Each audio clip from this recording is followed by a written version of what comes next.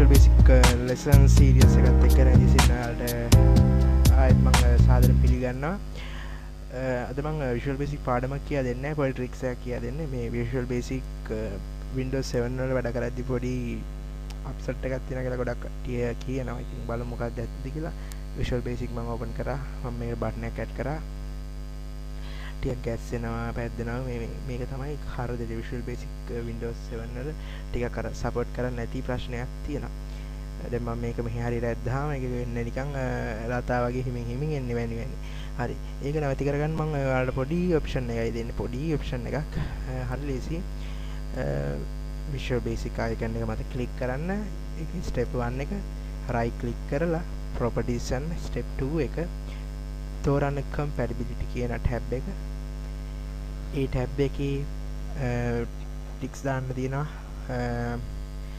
ඒකේ disable desktop composition කියන තැන ටික එක දාලා apply කරලා ඔක කරන්න. එච්චරයි. Visual Basic දැන් run කරලා බලන්න. ටිකක් තිරේ ගැස්සලා මේ වගේ පොඩි pop up එකක් එයි.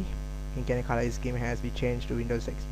Sorry 7. ඒ කියන්නේ මේ display එකේ resolution පොඩ්ඩක් එහෙම කරලා මේ Visual Basic අදින්න පුළුවන් විදිහට මේක හදලා ගන්න.